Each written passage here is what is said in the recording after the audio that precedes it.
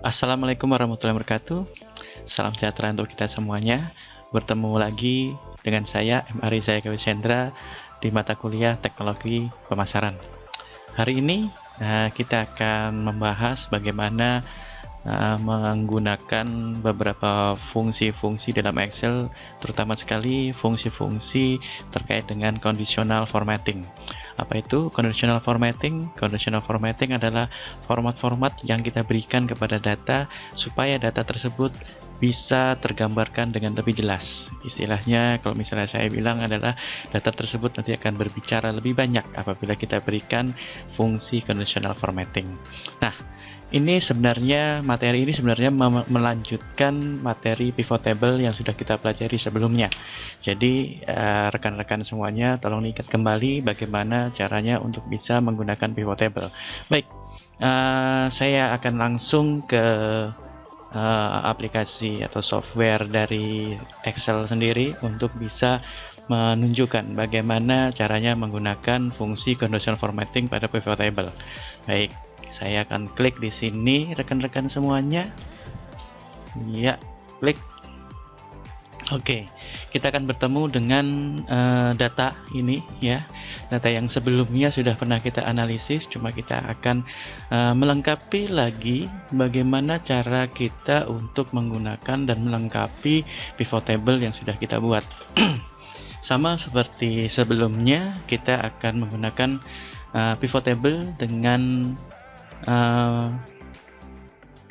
mengklik tab insert ya di groups table ini.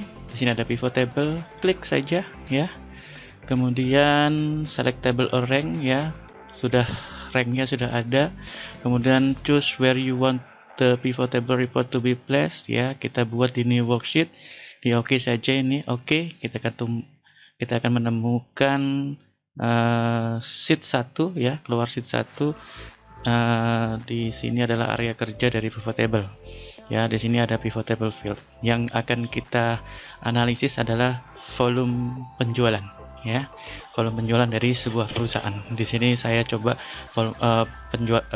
perusahaannya namanya Apple Incorporated Indonesia. Oke ya, saya akan masukkan filter dulu ya. Filternya ada di year sama di center ya. Saya akan melakukan analisis penjualan per cabang untuk setiap tahun, dan juga saya akan buat jadi per bulan juga. Di sini saya taruh per bulannya di rows. Kemudian tentu saja karena ini adalah sales volume ya, volume penjualan, saya akan taruh volume penjualan ini di value. Oke, bentuknya jadinya seperti ini ya rekan-rekan semuanya. Oke, kalau misalnya sudah, kita akan tampil seperti ini ya. Nah, saya perbesar dulu. Nah, kita akan tampil datanya seperti ini. Tapi ini biasanya saya berikan jarak teman-teman semuanya. Saya akan berikan jarak ya. Untuk apa? Untuk menuliskan headline. Oke, insert ya.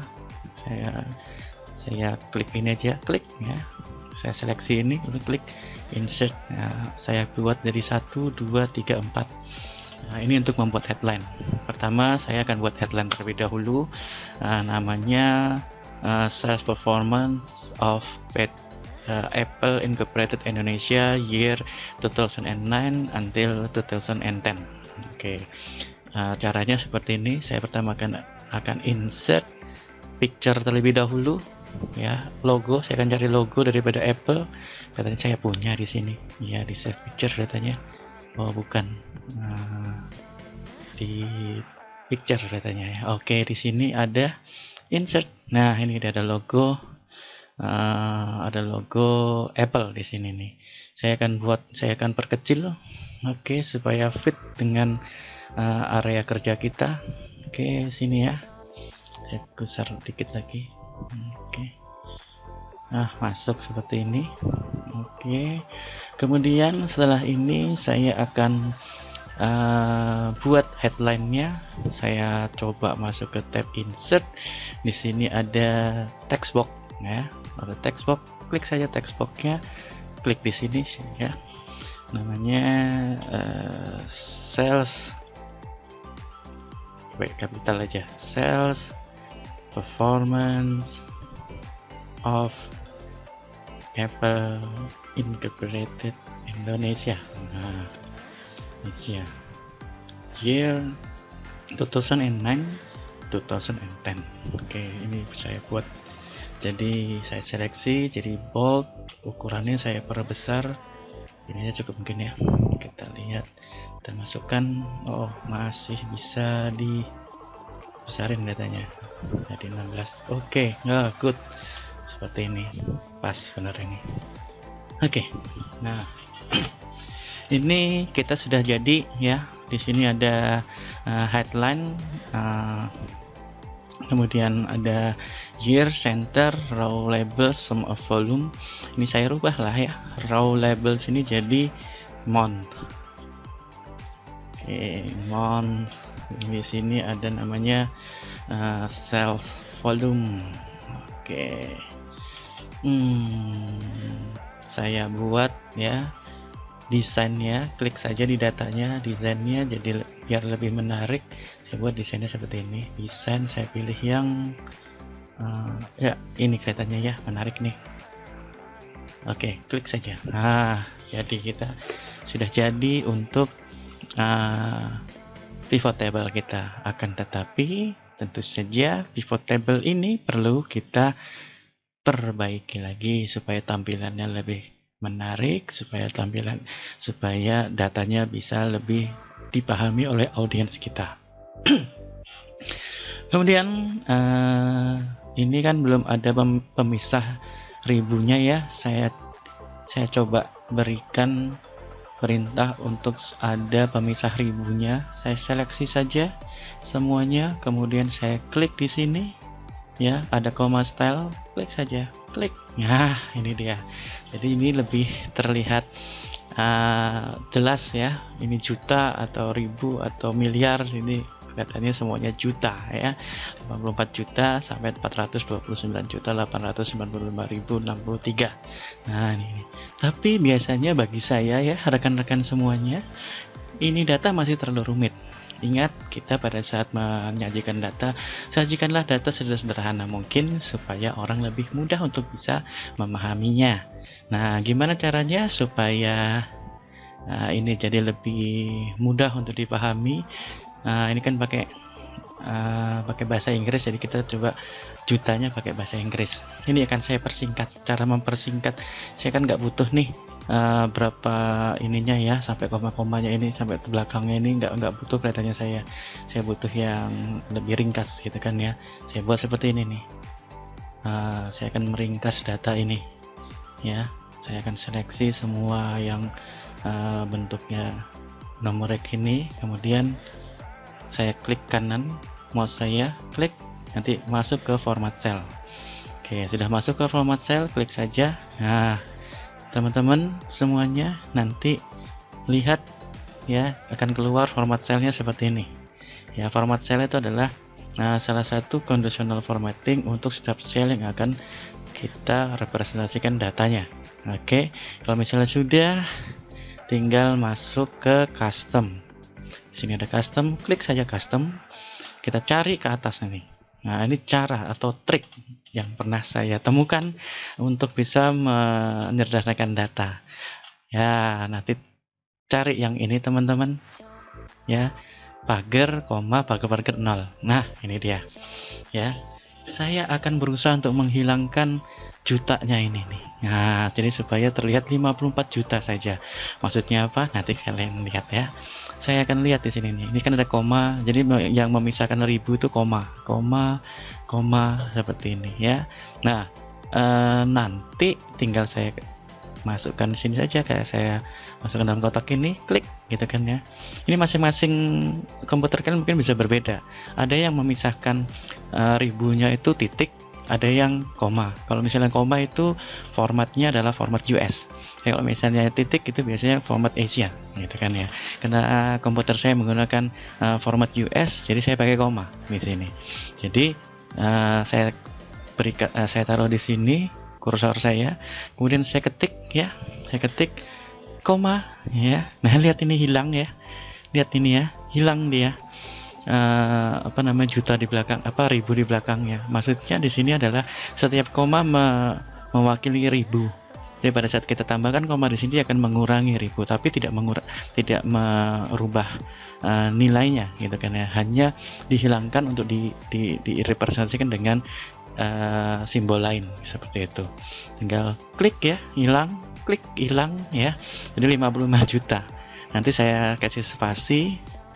Saya akan berikan kata-kata M. Nah, ini dia M ya. Maksudnya million, juta, untuk menggantikan 2,2 ribu tadi ya. 2 ribuan tadi kan juta namanya kan ya. Jadi nanti tertulis di pivot table saya 55 million ya, atau 55 juta. Oke, coba perhatikan teman-teman, pada saat Anda menuliskan M ini ya, ataupun apa nanti ya, pastikan ada tanda petiknya. Jadi harus tanda petiknya, kalau enggak nanti dia error gitu kan, harus ada tanda petiknya. Oke, kalau misalnya sudah ada tanda petiknya, tinggal di OK, klik. Ini dia. Jadi lebih sederhana kan ya, lebih mudah untuk dibaca. Tapi belum cukup ya. Ini akan saya tambahkan 2 angka di belakang koma. Nah, supaya lebih akurat ya. Ya, seperti ini nih, saya pakai yang increase decimal. Oke ya, klik ya, increase decimal. Jadi di sini bisa terlihat, di sini ada sales volume bulan Januari ya, 54,70 juta. Nah, 54.70 million. Oke, nah ini jadi lebih sederhana. Ini adalah salah satu conditional formatting yang sangat berguna sekali untuk menyingkat data. Oke, kalau misalnya sudah, tinggal kita berikan fungsi conditional formatting yang lain. Nah, conditional formatting itu yang mana? Oke, conditional formatting ada yang di sini nih. Nah, ini dia. Untuk bisa mengaplikasikan conditional formatting ini, yang pertama kali yang harus kita lakukan adalah menseleksi data terlebih dahulu. Nah, kita seleksi datanya. Nah, sudah semuanya ya, terseleksi datanya, barulah kemudian nanti kita masuk ke conditional formatting.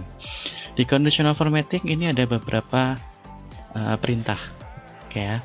Ada highlight cell rules, ada top and bottom rules, ada data bar, ada color scale, ada icon set.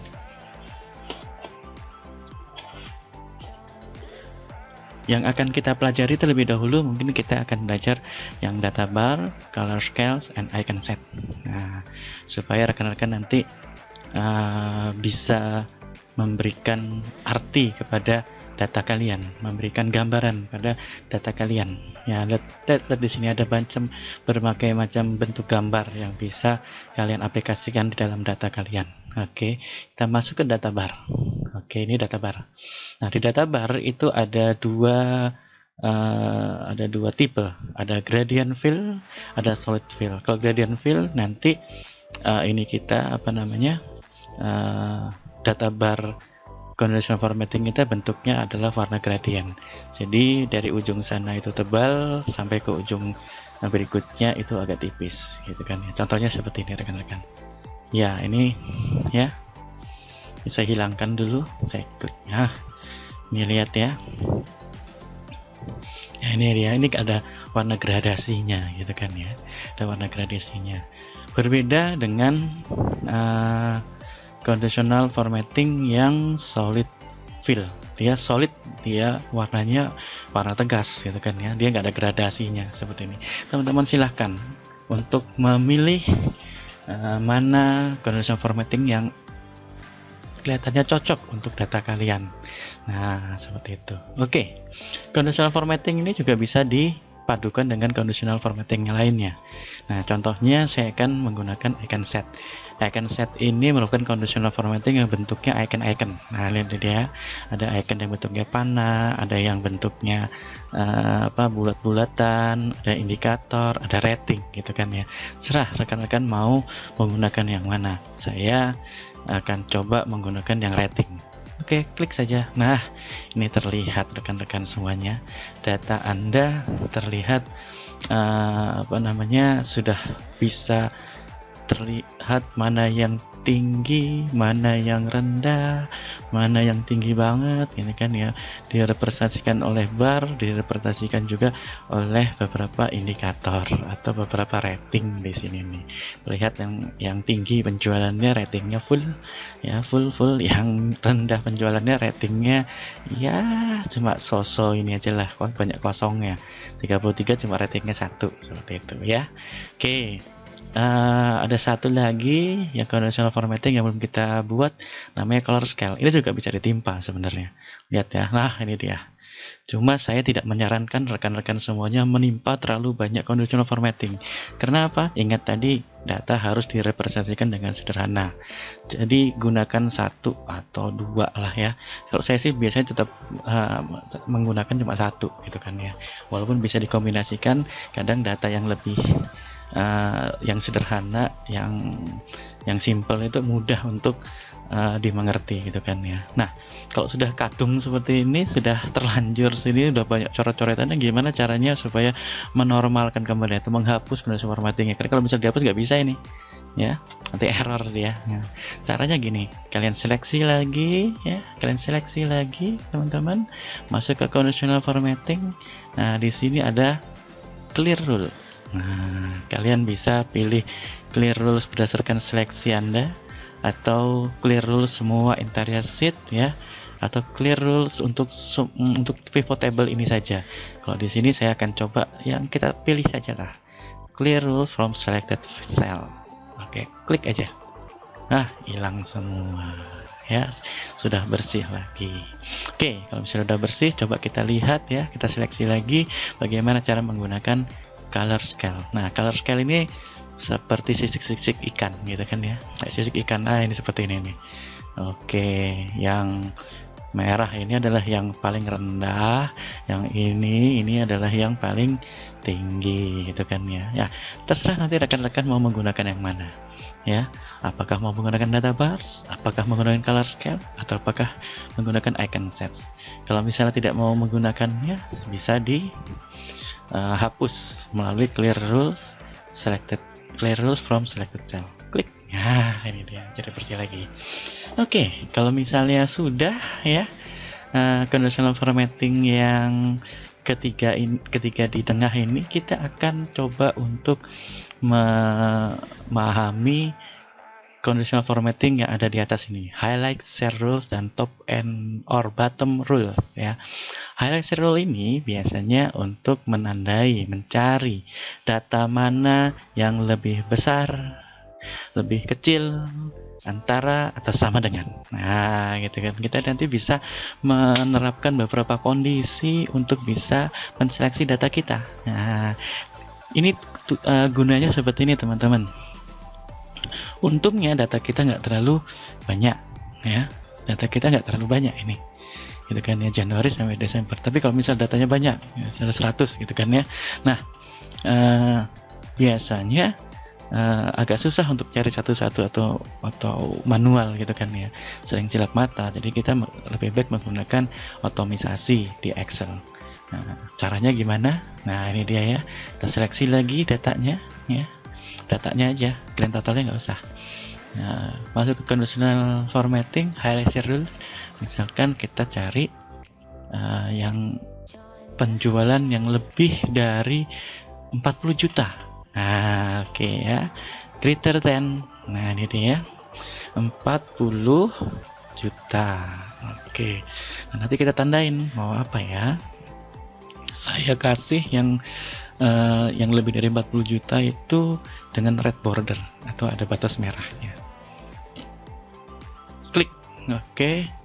Nah, di sini ada ya, yang kotak merah ini berarti dia apa? Ini kotak merah ini adalah yang di atas 40 juta.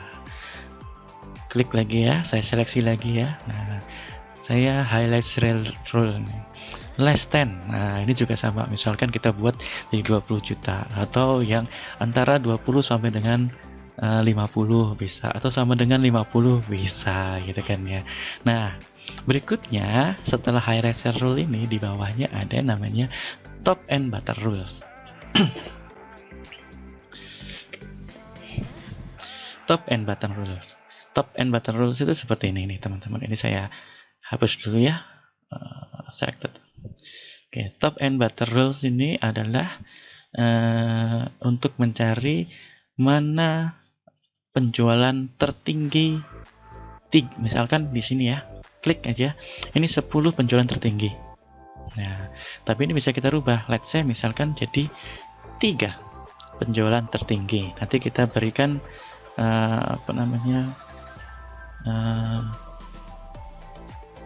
warnanya adalah yellow fill with dark yellow text. Klik aja, nanti keluar seperti ini nih. Oke, jadi yang warna ini adalah penjualan 3 penjualan tertinggi. Sedangkan kita juga bisa buat seperti ini juga. Top and bottom rules. Bottom 10 item. Nah, maksudnya 10 penjualan terendah. Nah, kita juga bisa buat misalkan 2 penjualan terendah nanti diberikan misalnya ini aja ya, like red fill with dark red text. Wah, susah bener ini ngomongnya ya. Oke, klik. Nah, berarti yang merah-merah ini ya, ini adalah penjualan terendah. Oke, seperti itu. Nah, nanti tinggal teman-teman coba saja di sini nih. Di sini ada top 10%. Jadi yang paling 10% tertinggi, terendah paling 10% terendah, yang di atas rata-rata, di bawah rata-rata itu ada gitu kan ya. Atau nanti kita mau nambahkan rule-rule yang lainnya, silahkan. Nah, kemudian saya biasanya senang menggunakan data bar gitu kan ya, karena data bar itu menunjukkan suatu indikator, mudah untuk menunjukkan indikator ini penjualan itu tinggi atau rendah gitu kan ya. Tapi saya biasanya tidak mau mengaplikasikannya di dalam data karena agak mengganggu seperti itu. Jadi saya biasanya buat data bar ini di luar ya, di luar data. Nah, gimana caranya? Nah, pasti teman-teman akan sering lihat nanti representasi data seperti ini. Tinggal saya akan tempatkan di sini ya. Saya gunakan fungsi sama dengan, kemudian ke samping. Nah, saya akan mengcopy data sebelahnya ya. Data ini 54,70 juta ini. Kalau misalnya sudah, nanti di enter, klik. Nah, sama ya. Sama dengan ini,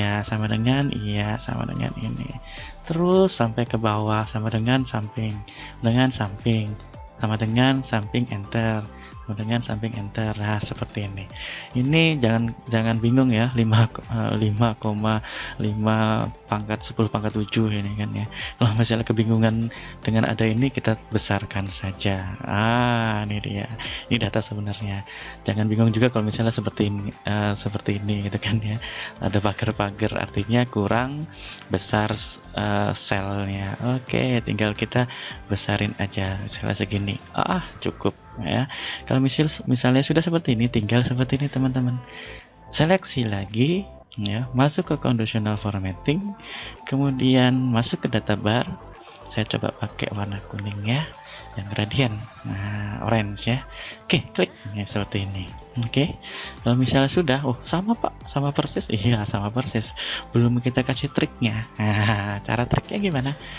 Masuk lagi, sudah seperti ini ya, masuk ke conditional formatting lagi, klik, kemudian di sini ada manage rule ya, manage rule, klik saja manage rule ya, klik.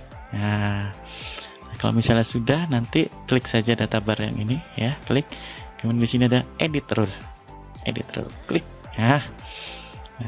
Di sini ada centang show bar only ya, klik ya. Kalau misalnya sudah sudah dicek ya, sudah dicek bentuk kayak gini, habis itu klik apply.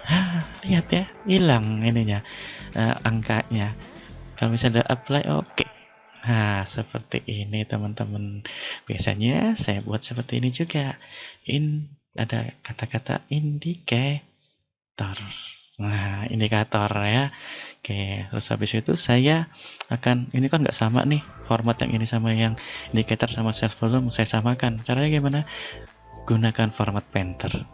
Klik saja di self volume, format painter, sapukan di sini. Klik saja, klik kiri. Dapat ya. Sama ini juga saya kasih pembatas. Klik saja format painter, klik. Jadi deh. Seperti ini ya rekan-rekan semuanya.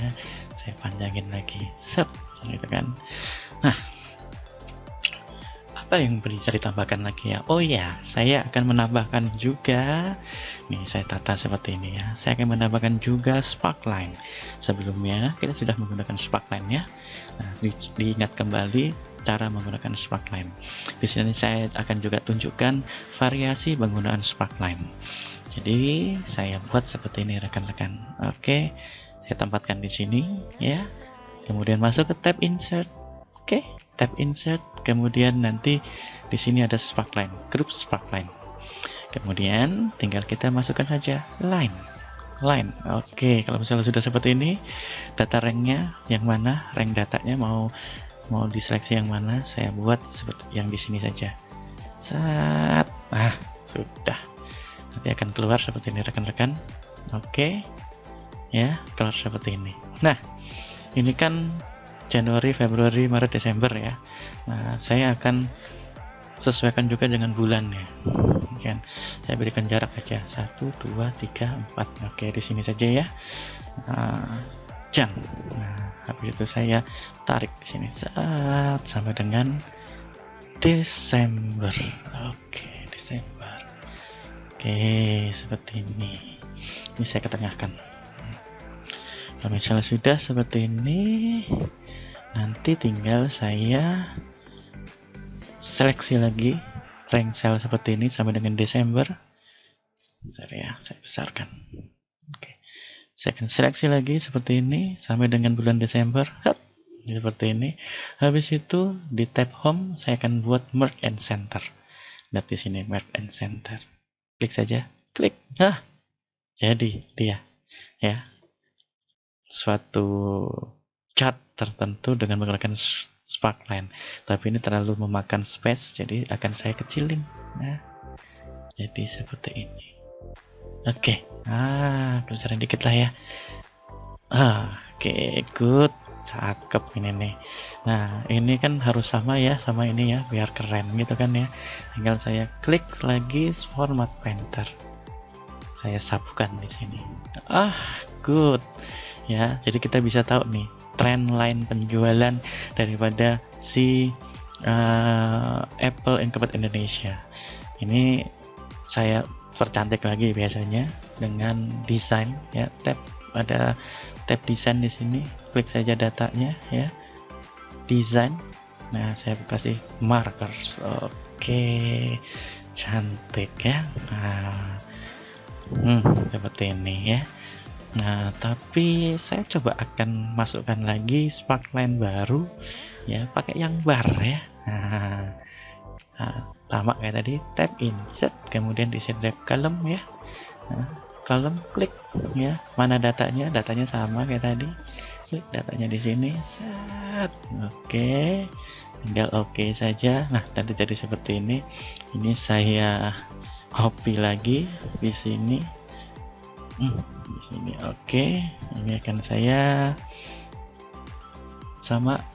buat merge and center hub. Ya, jadi dia. Untuk mempercantik lagi, saya akan buat seperti ini teman-teman. Saya akan hilangkan grid line-nya. Di tab view ya, di group show ada grid line, tinggal saya uncheck saja, klik. Good ya, bagus ya. Ini dia hasil analisis daripada data penjualan 2009 sampai dengan 2010. Jadi berbagai macam data ini tidak semuanya akan kita gunakan, tapi resume daripada data tersebut sudah kita representasikan. Oke, ini barnya ada di sini, trendline-nya juga ada. Nah, ini gampang rekan-rekan semuanya. Ya, rekan-rekan semuanya gampang. Ini kalau misalnya kita ingin mau menganalisis, tinggal kita ginikan aja. Klik, misalnya saya ingin tahu penjualan tahun 2009. Klik, pilih saja. Oke, nah ini dia. Ini tren penjualan 2009. Yang 2010 gimana? Klik. Nah, ini berubah sendiri. Yang 2009 cabang punyanya Atlantik. Klik. Nah, ini punyanya Atlantik. Cabang Atlantik. Kalau misalnya cabang Sentral, klik. Nah, cabang Sentral. Ini berubah juga ya. Nah, kalau Mountain West, klik. Nah, dia berubah lagi. Dia Northeast, klik. Nah, dia Southeast, ya. Nah, berubah lagi rekan-rekan semuanya. Ya. Jadi, ini disebut sebagai dashboard pemasaran sederhana. Teman-teman semuanya bisa membuat ini, tergantung daripada kreativitas rekan-rekan semuanya. Mungkin tidak harus sama seperti ini, tapi tekniknya bisa mengkombinasikan pivot table, kemudian ada conditional formatting, kemudian ada sparkline, dan ya kalau misalnya ingin mau mempercantik headline-nya juga sudah ada ya.